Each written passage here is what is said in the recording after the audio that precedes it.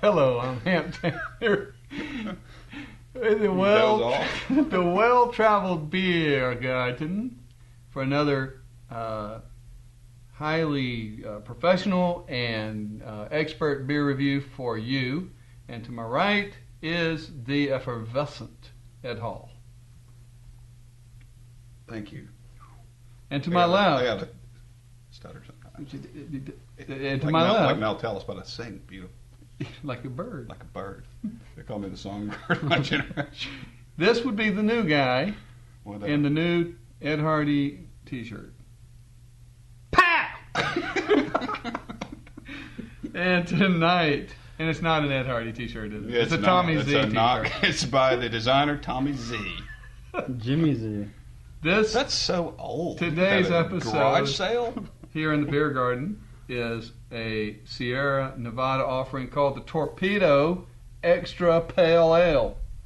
So it's our first time doing a review on a Sierra Nevada product. Grocery store, hello. Everybody's heard of Sierra Nevada. We've never done something this commercial on the show.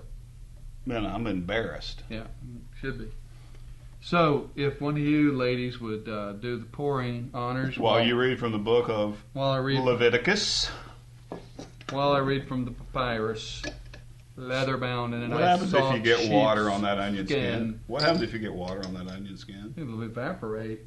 You know that like rice paper? Gone. Gone. Like flash paper. All right, here's what you got. This is 7.2% alcohol by volume beer, which is acceptable. How much? Well, I dozed off for a minute. 7.2? 7.2. Not bad. Sierra Nevada Brewing Company, located in Chico, California, the home of the banana slugs. Grocery store. Grocery store. Over at beeradvocate.com, there's been 1,325 reviews from the douchers, resulting in an A- average. And the bros, believe it or not free on this one. No review from the bros. The adjectives. And they're not going to their local grocery to pick it up. No. Maybe if the local grocery would donate it. You know why? Too many DUIs. They're not going anywhere. Okay? That could be libelous. Slanderous. It's not. It's a joke. Clearly. It's not true. It's parody. It's not true. It's not true. It could be true. Could be. Here are the adjectives. Piney, citrusy hops, herbal, funky showed up a number of times, so prepare for the funk. Bring on the funk. Bring on the funk. So now you're doing that too? Yeah. No. Light, Goodfellas, toasty malts, Robert De Niro. a little caramel, grapefruit zest, lemon peel, tangerine, balanced maltiness and hoppiness, some bitterness. Some people like, some people don't. He's talking about me taking too long to read this stuff? Good carbonation for with a medium mouthfeel, and that's mostly supposedly the good comments. Before we move on to the beer, I'm going to tell you about the guy on Beer Advocate that gave it the worst review. Ding? It was not Ding. It was a guy who... Initial A, last name Lang. I didn't write it down, but... so whoever you were, you did a good job on this particular description, even if it isn't accurate, which we don't know yet. He says, among other things, he says, the taste is complex, but not in any positive way. Instead, it is a confusing mix of abundant malt coupled with astringent hops, like drinking a Scotch spritzer out of one of those ridiculously long pepper grinders. Appetizing? The malts want to come out to play, but by the time you realize they exist, you are already amidst the anti-bear spray flavored rush of hops. Bitter hops, piney hops, spicy, unhinged hops. Hops that inspire bad poetry and second mortgages. Hops that make you want to go bow hunting for kittens. Hops that take all that is wrong with the world and condense it into a tiny vial of black, venomous resin, then mixes the vial with a batch of California hill water and unleashes it on an unwitting populace as Torpedo Extra IPA. Damn. So that was bitter. We'll find out if this gentleman is closer to the truth. Let's call him Ding. Ding. Let's call the guy that gives the worst review Ding. Ding. Okay. Done. All right, so is this guy right or the douchers who averaged an A-? including this terrible review, which would have been one of the outliers. By Ding. By Ding.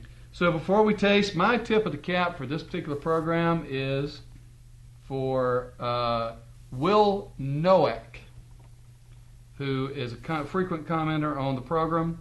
He is he an Alabama guy or is he a Oklahoma actually guy? Alabama and then OU, and doing well in the College World Series.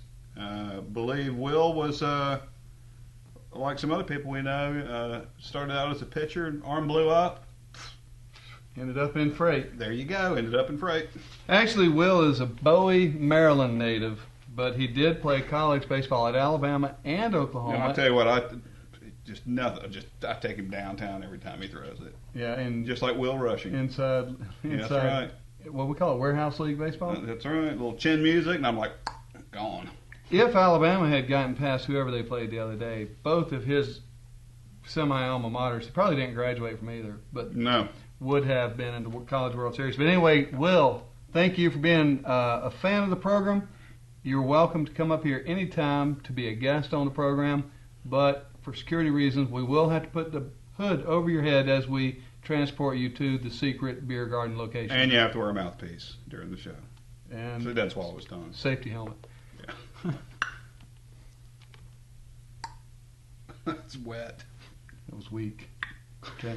Also, your question for Will, whose equipment was heavier, Alabama or OU, when you're sacking it up?